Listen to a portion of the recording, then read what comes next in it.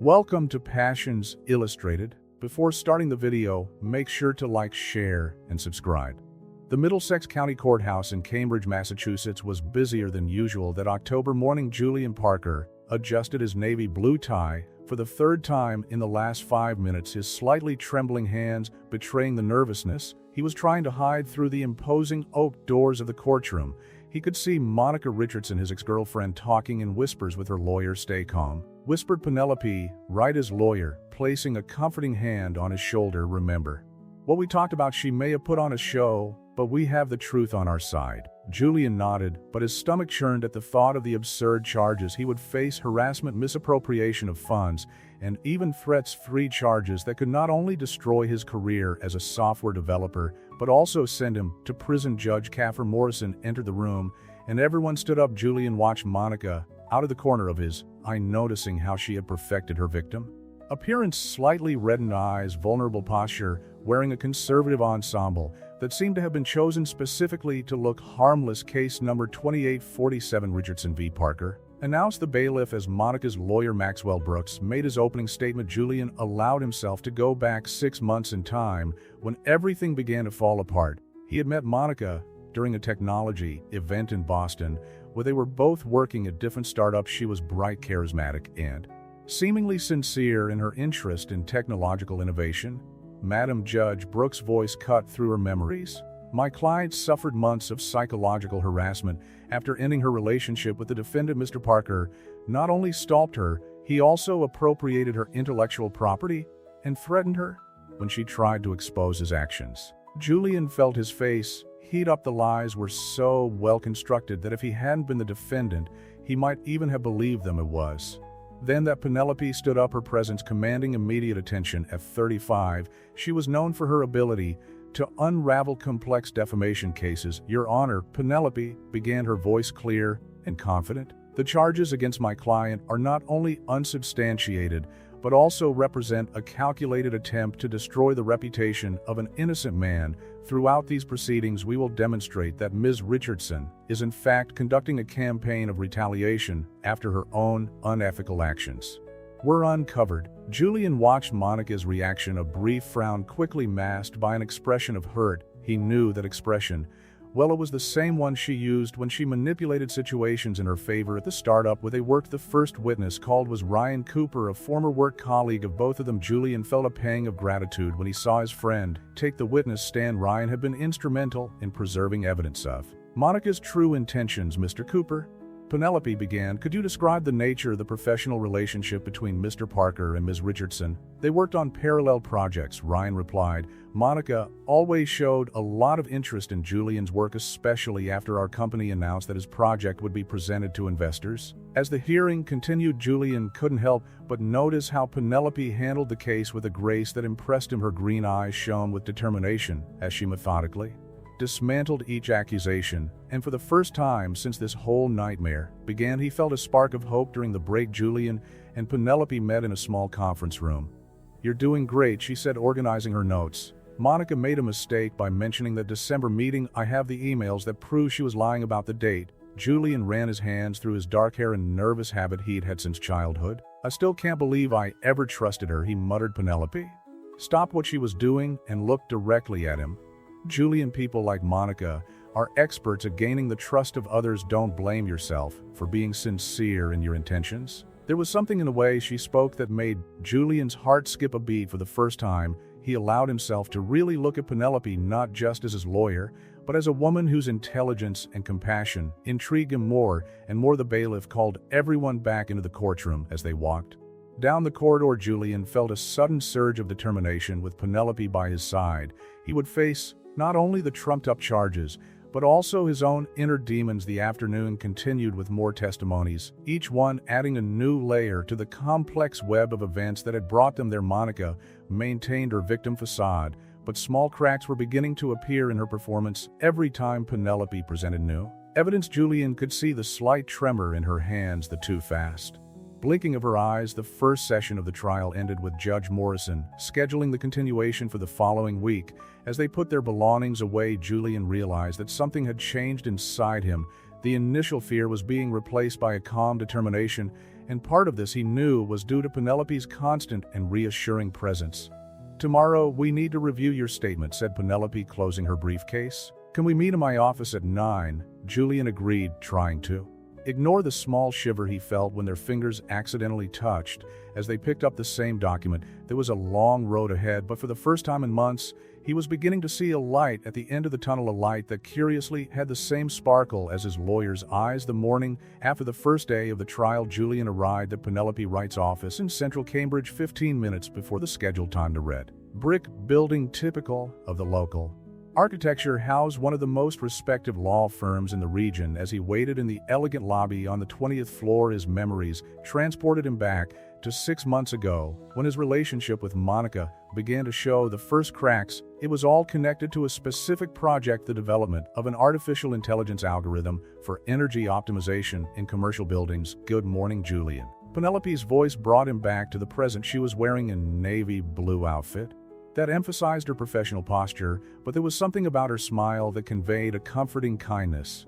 "Shall we go to my office? We have a lot of work ahead of us." In Penelope's office, overlooking the Charles River, Julian sat in a leather armchair while she prepared coffee for them both.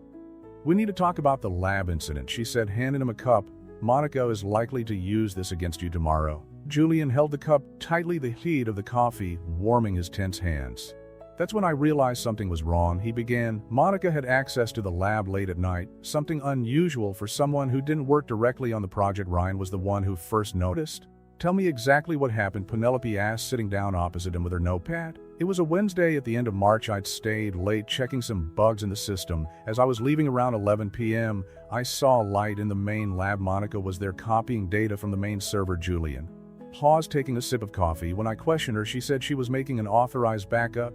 But I knew there was a lie. I was the project leader. Any backup had to go through me first." Penelope made some quick notes. "And that's when you started investigating?" "Yes, Ryan helped me trace her accesses to the system. We discovered attempts to copy not just data, but the entire source code of the algorithm. When I confronted Monica, she denied everything, said I was paranoid she broke up with me the next day, and a week later the accusations began." As Julian spoke, Penelope watched his expressions intently. There was pain in his brown eyes, but also a growing determination. She couldn't help but notice how he gestured as he spoke, his expressive hands counting as much as his words. "I have the system access logs," Julian continued, "and emails we exchanged about the project. She always insisted on knowing more technical details than her job required." "That's excellent," Penelope replied, getting up to grab a folder from her bookshelf. "Combined with the depositions we have scheduled, we can start exposing the inconsistencies in her version." As they reviewed documents and prepared strategies, the morning sun was rising in the Cambridge sky, casting a golden light through the office windows. Julian realized that he felt lighter. They're sharing not only evidence, but also his deepest concerns with Penelope. "Do you know what bothers me most?" he said after a moment's silence. "How I've been unable to see through her facade for so long. Monica always knew exactly what to say, how to act. It was as if she had a manual for manipulating me." Penelope put the documents aside and looked directly at him. "Julian, manipulators are experts at creating illusions. They study their victims, discover their vulnerabilities. Your honesty was used against you, but that's not a weakness, it's a quality." Something in the way she spoke made Julian's heart speed up slightly. There was a sincerity in Penelope that contrasted sharply with Monica's manipulations, where her ex-girlfriend was calculating. Penelope was authentic, where Monica dissembled. Penelope showed genuine compassion. "Tomorrow," Penelope continued, "Monica will try to use your version of the lab incident. She'll probably claim that you were stalking her, that your suspicions were unfounded, but we have hard evidence, the access logs, the emails, the witnesses. The truth is on our side." They spent the next few hours preparing their defense, reviewing documents and rehearsing possible interrogation scenarios. Julian was surprised at how easily he was able to open up to Penelope, sharing details he hadn't even told his closest friends. As the afternoon began to fall, Penelope suggested a lunch break. They decided to go to a small Italian cafe a few blocks from the office. Walking side by side through the streets of Cambridge, Julian felt a strange sense of comfort, as if even in the midst of the storm he was facing, there was a safe haven over Coffee between mouthfuls of pasta and sips of red wine, the conversation flowed naturally beyond the case. They talked about their families, their aspirations, their fears. Julian discovered that Penelope had a musician brother in Seattle, that she loved hiking at weekends, and that her dream was to open a free legal aid NGO. "You're different from what I expected," Julian admitted, surprising himself with his frankness. "What do you mean?" Penelope asked, a slight smile playing on her lips, more real. "When I looked for a lawyer, I expected someone purely professional, perhaps even a little cold, but you," he hesitated, searching for the right words. "You really care." The blush that tinged Penelope's cheeks didn't go unnoticed by Julian, nor did the way she looked away momentarily before replying. "Maybe that's why I chose this area of law. I believe that justice without humanity is not truly justice." Back in the office, they both knew that something had subtly changed between them. There was a new dimension to their professional relationship, a mutual understanding that went beyond client and lawyer. As they finalized preparation for the next day, Julian realized that for the first time since the whole nightmare had begun, he felt truly hopeful about the future. The second day of the trial began with a palpable tension in the air. Monica Richardson was called to the witness box, her face a studied mask of vulnerability as she took the oath. Julian noted how she had chosen a discreet, almost austere gray dress, completing her performance as an innocent victim. "Ms. Richardson," Maxwell Brooks began, his voice soft, "could you tell us about the night of March 23rd in the lab?" Monica sniffed delicately, a gesture Julian recognized from their days together. It was the same one she used when she wanted to manipulate a situation in her favor. "I was backing up some project files as part of my regular responsibilities." Julian suddenly appeared, shouting absurd accusations. He was completely out of control. Julian felt his stomach turn at the blatant lie, but Penelope lightly touched his arm, a silent gesture, reminding him to keep his composure. He noticed how warm her fingers were against the skin, bringing a comforting sensation amidst the maelstrom of emotions. "And what happened then?" Brooks continued. "He started stalking me," Monica replied, her voice trembling artificially. "Constant emails, calls in the middle of the night.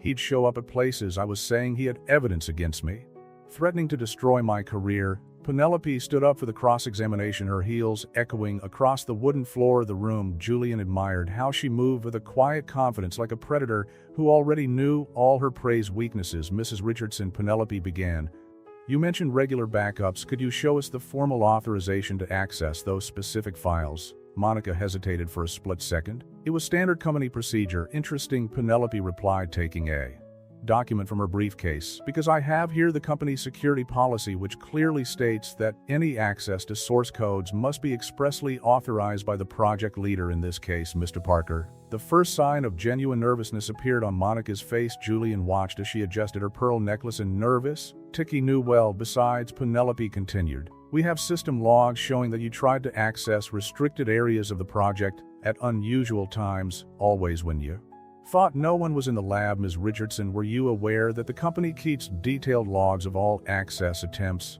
Monica's facade began to crack, her hands, once resting delicately on her lap, now clenched tightly. "I had verbal permission." "From who?" Penelope pressed. "From the IT department." Penelope smiled subtly. "Your Honor, I would like to present the written statement from the head of the IT department confirming that no verbal or written permission was granted to Ms. Richardson." As Penelope continued her methodical questioning, Julian found himself admiring not only her professional skill, but also the way her green eyes shone with determination. There was a passion in her work that went beyond the simple practice of law. It was a genuine commitment to justice. The session continued with the testimony of Ryan Cooper, who presented detailed evidence of Monica's attempts to access confidential information. Email system logs and security records formed a clear pattern of suspicious behavior. During the lunch break, Julian and Penelope met in a small conference room in the courthouse. "You're doing very well," she said, pouring them both water. "Monica is starting to contradict herself." "Thanks to you," Julian replied, his eyes meeting hers. "I never thought I'd find someone who believed in me so completely." A moment of heavy silence passed between them. Penelope tucked a lock of hair behind her ear, a gesture Julian was beginning to recognize as a sign of nervousness. "It's my job," she replied softly, but something in her voice suggested that there was more than professionalism in her words. The afternoon brought more revelations. Monica tried to stick to her story about Julian's supposed threats, but Penelope methodically deconstructed each allegation with phone call records and witnesses who confirmed Julian's alibi for the dates mentioned. "Ms. Richardson," Penelope asked at a crucial moment. "You claimed my client threatened you on April 15th in the company parking lot. However, we have security camera records showing that he was in a video conference with investors during the entire period mentioned. How do you explain this discrepancy?" The silence that followed was deafening. Monica looked at her lawyer, then at the judge, their defenses finally starting to crumble. It was at this moment that Julian realized that victory was at hand, not only in court, but also in his personal battle to regain his reputation and peace of mind. Watching Penelope handle the case so masterfully, Julian felt something beyond professional gratitude rise in his chest. There was a connection between them that transcended the lawyer-client relationship, something that not even his traumatic experience with Monica could make him fear. The session ended with Monica visibly shaken, her victim performance finally crumbling under the weight of the evidence. As they put their belongings away, Julian noticed how the afternoon light coming in through the high windows of the courtroom created a golden halo around Penelope, as if nature itself wanted to highlight her presence. Dinner to celebrate, he surprised himself by asking the words coming out before he could contain them. Penelope hesitated for a moment, her professionalism fighting against something more personal in her eyes. "We haven't finished the case yet," she replied softly. "Then let's call it a strategy meeting," Julian suggested with a small smile. The smile she returned made his heart skip a beat. "In that case, I know a great place on Beacon Hill." Dinner on Beacon Hill turned out to be more intimate than Julian had imagined. Penelope's chosen restaurant was a small Italian establishment on a cobbled street with white tablecloths and flickering candles creating a cozy atmosphere. "I come here when I need to think," Penelope explained as they settled down at a discreet table at the back. "Giuseppe, who owns the place, makes the best risotto in town." Julian watched as the candlelight danced across her face, highlighting the soft contours of her features. It was hard to believe that this same woman, so gentle and relaxed now, had been a relentless force in court just a few hours earlier. "You were incredible today," he said after the waiter had poured the red wine they had ordered. "The way you deconstructed Monica's testimony." "I just exposed the truth," Penelope replied, twirling her glass between her fingers. "But I confess, it was particularly satisfying to see that facade of hers start to crumble." The conversation flowed naturally, diverting from the case to more personal matters. Julian discovered that Penelope had grown up in Portland, Oregon, the daughter of a university professor and a pianist. Her interest in law was born after seeing her best friend from high school go through an injustice similar to the one he was now facing. "It's funny," Penelope commented, tasting the risotto that had just arrived, "how sometimes the worst experiences lead us to the best places." Julian felt his heart race at the comment. "What do you mean?" "Well, if Monica hadn't tried to destroy your life, we wouldn't be here now," she replied, and in realizing the implication of her words, blushed slightly. The moment was interrupted by Penelope's cell phone vibrating on the table. It was an email from Ryan Cooper with new evidence, prints of old conversations between Monica and executives from a competing company. "That explains a lot," Julian muttered, leaning over to look at the screen. His shoulder brushed Penelope's, and they both stayed like that for a moment longer than necessary. She'd been selling information for months. "We need to reorganize our strategy for tomorrow," Penelope said, trying to maintain professionalism despite the proximity that changes everything. They spent the next hour discussing the implications of the new evidence, their plates cooling forgotten on the table. Giuseppe, realizing the intensity of the conversation, kept interruptions to a minimum, only occasionally refilling their wine glasses. "What strikes me most," Julian reflected, "is how she's managed to keep up this facade for so long. Even now in court, part of me still wonders if I'm being unfair to her." Penelope laid her hand on his, a gesture that was meant to be comforting but carried an electric current of something more. "It's because you have a good heart, Julian. People like Monica take advantage of that." Their eyes met across the table, and for a moment the whole restaurant seemed to disappear. Julian realized that he was falling in love not only with the brilliant lawyer who defended him, but with the compassionate and strong woman who saw through his insecurities. "Penelope," he began, but she gently withdrew her hand. "We can't," she whispered, although her eyes betrayed a desire to the contrary. "Now while the case is ongoing, it would be unethical." Julian nodded, understanding, but feeling a twinge of disappointment. "And then what?" A small smile played on her lips. "Then we'll see."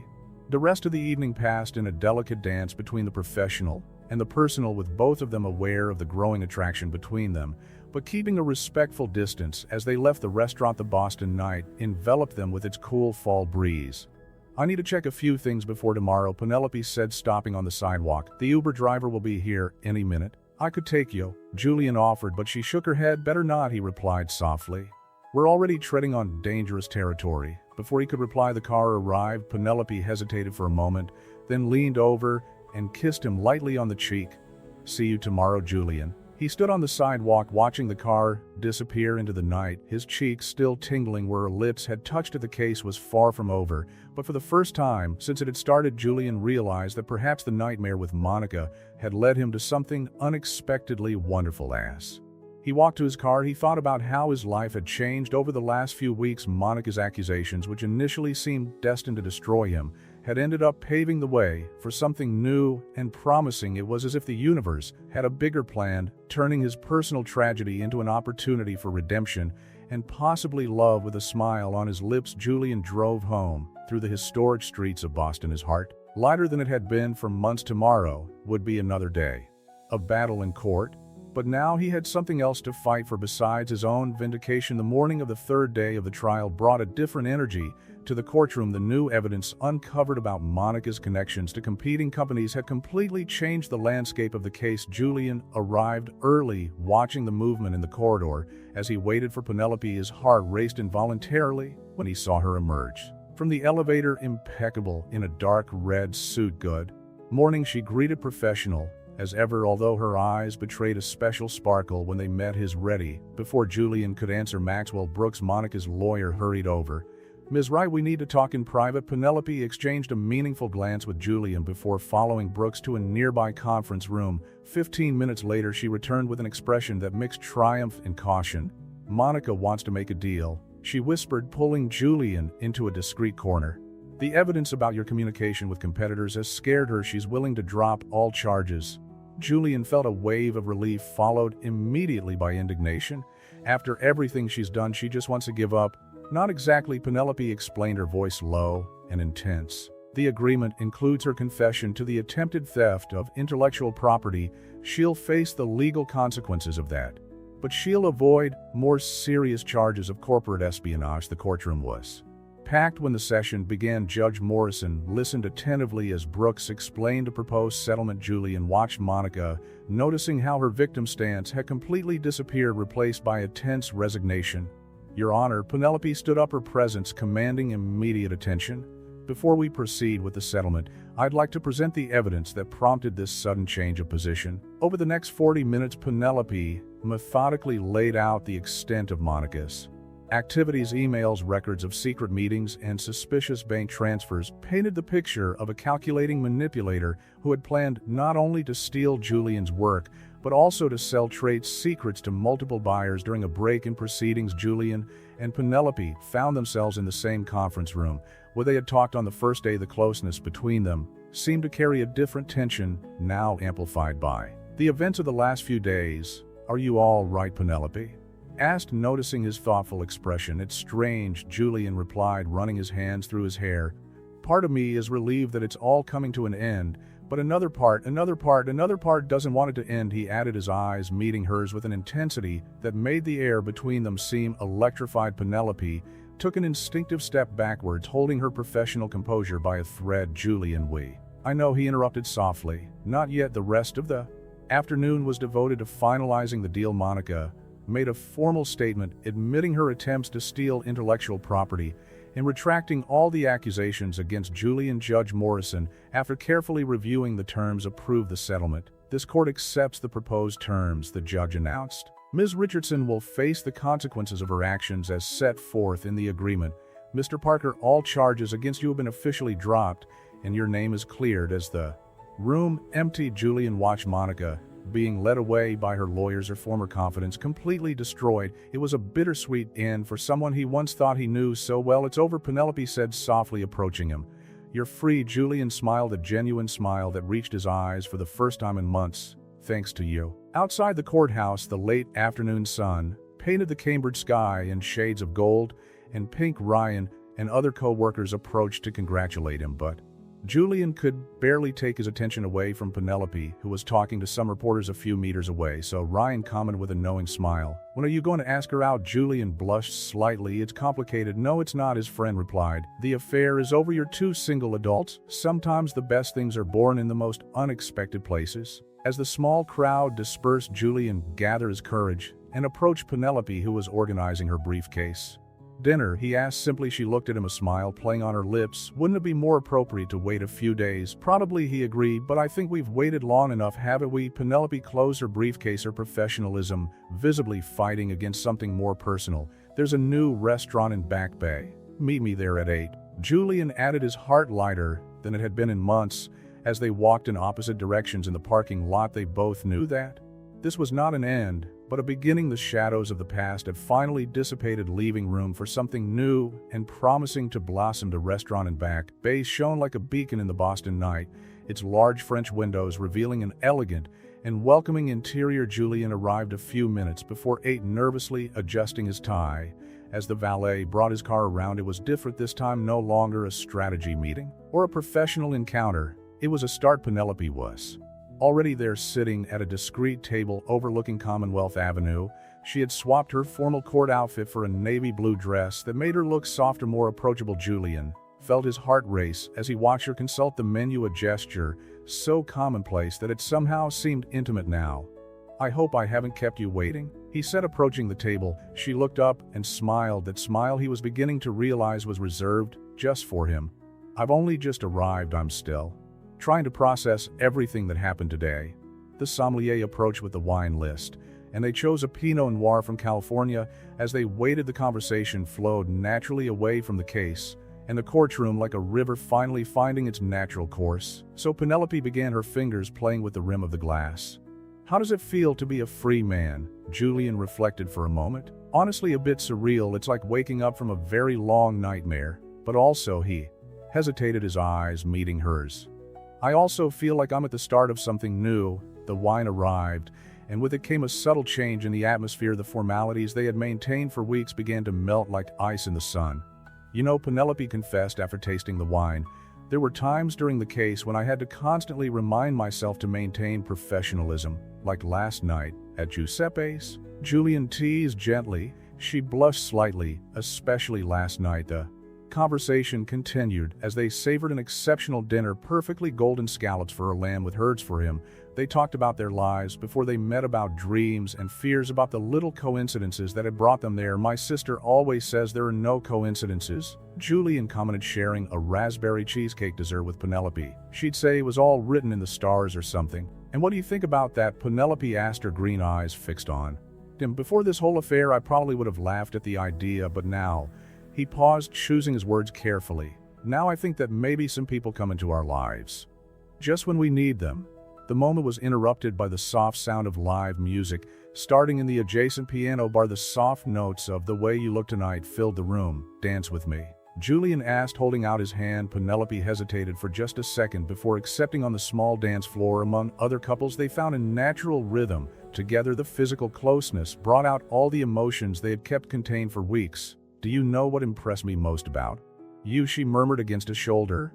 "Your strength throughout the whole process. Even in the most difficult moments, you never lost your integrity." Julian pulled her a little closer. "You gave me that strength from day one. You believed in me when no one else did." The music changed to something slower, more intimate. Other couples left the dance floor, but they continued dancing, lost in their own world. "I have a confession to make," Penelope said softly. "The first time I read your case, before I even met you in person, something told me there was more to the story. That's why I agreed to represent you." Professional intuition. "Not just that." She pulled away slightly to look into his eyes. "There was something about the way you described everything in honesty that can't be faked." The music ended, but they remained close, reluctant to break the moment. The restaurant had emptied considerably, and the candlelight created dancing shadows on their faces. "It's late," Penelope finally said. Although her tone suggested that she didn't want the evening to end, they walked out into the cool Boston night, the city lights creating an almost magical setting. Julian insisted on walking her to her car, his steps slow and deliberate on the sidewalk. "Penelope," he said, stopping under an ornate lamppost, "I know we've just closed a complicated chapter, and maybe it's too soon, but—" She silenced him by gently placing a finger on his lips. "It's not too soon. In fact, it feels like we've waited too long." The kiss that followed was gentle, tentative at first, as if they were both testing uncharted waters, but it soon turned into something deeper, more meaningful a promise of something new beginning. When they finally parted, Penelope smiled, her eyes shining with a mixture of joy and vulnerability that Julian had never seen before. "I think we've just complicated everything, haven't we? In the best possible way," he replied, taking her hand and entwining his fingers in hers there under the lights of Back Bay. With the distant sound of traffic and the scent of flowers from the public gardens, they shared another kiss, this one more confident, more certain. It was a kiss that spoke of new beginnings, of second chances, and of the strange way in which sometimes you have to go through the worst to find the best. 3 months after the end of the trial, Julian found himself in his new office at the startup he had founded in Cambridge. The glass walls offered a panoramic view of the MIT campus, where he occasionally gave talks on digital security and business ethics. His experience with Monica had turned into a mission to help other companies protect their intellectual property. A soft knock on the door interrupted his thoughts. Penelope entered carrying a briefcase and a smile that still made his heart race. "Ready for lunch?" she asked, approaching his desk. "I got a reservation at that new place in Harvard Square, actually," Julian replied, getting up and reaching for his jacket. "I have a different idea for today." He guided her to his car, refusing to reveal the destination. 15 minutes later, they parked in front of the laboratory where it all began. The building was different now. The company had moved, and the space was being renovated for a new tenant. "Why here?" Penelope asked softly, understanding that there was something meaningful in the gesture. "Because this is where my life changed completely," Julian explained, holding her hand as they walked through the empty parking lot. First for the worse, then for the incredibly better. They entered the building, now silent and partly empty. Julian had obtained special permission for the visit. The laboratory on the 3rd floor, where Monica had tried to steal the code, was unrecognizable with halved walls and exposed wiring. "It's strange to see it like this," Penelope commented, her heels echoing on the bare floor. "It feels like a metaphor. Sometimes we need to deconstruct everything to rebuild something better." Julian smiled, gently pulling her to the center of the room. "That's exactly what happened to me. Everything I thought I knew about relationships, trust, even myself, had to be deconstructed and rebuilt." He took a small box out of his pocket, and Penelope's heart stopped for a moment. "Julian, let me finish," he asked softly. "Over the last 3 months, I've realized that sometimes the worst experiences lead us to the best places. Monica tried to destroy my life, but ended up leading me to you, and I'm not just talking about needing a lawyer." Penelope laughed softly, tears beginning to form in her eyes. "You weren't just my legal advocate," Julian continued, opening the box to reveal a delicate sapphire ring. "You were the first person who really saw me not as a victim, not as a case, but as myself. And every day, since you've made me want to be an even better version of myself." "Julian, marry me?" he asked, his heart beating so hard he was sure she could hear it. "Here where it all began. I want to start a new chapter, our chapter." Tears were now running freely down Penelope's face. "Did you really plan this here on purpose?" "Ryan helped me get access," Julian admitted with a smile. "Well, yes," she replied, her voice laced with emotion. 1,000 times yes." The ring slid perfectly onto her finger, as if it had always belonged there. Their lips met in a kiss that carried promises of a future together later, over celebratory dinner at Giuseppe's, where Giuseppe himself insisted on opening his best wine. They shared their hopes and plans. Penelope talked about expanding her practice to include more pro bono cases, especially helping other victims of corporate manipulation. Julian shared his ideas for developing software to protect against industrial espionage. "I hear Monica is doing community service," Penelope mentioned between mouthfuls of pasta. "Apparently she's really trying to change." Julian nodded thoughtfully. "You know, I don't feel angry with her anymore. In fact, I feel gratitude.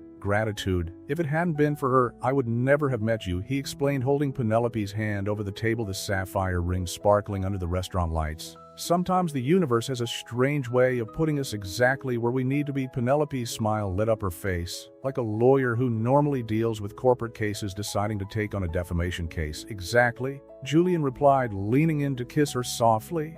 That evening, walking hand in hand along the Charles River Esplanade, they stopped to watch the lights of Boston reflected in the water. The crisp, fall air carried promises of change and renewal. "You know what's funny?" Penelope said, snuggling into Julian's arms. "On the first day of the trial, I was sure I needed to keep my emotional distance from the case. And now here we are." Julian laughed softly. Life has an interesting sense of humor. The future stretched out in front of them, like a book with blank pages waiting to be filled there. were challenges ahead, certainly, but now they would face them together no longer as lawyer and client, but as partners in every way to new beginnings, Julian whispered, kissing her forehead, to new beginnings. Penelope agreed to ring on her finger, sealing a promise that had started in a courtroom and blossomed into something far greater than either of them could have imagined.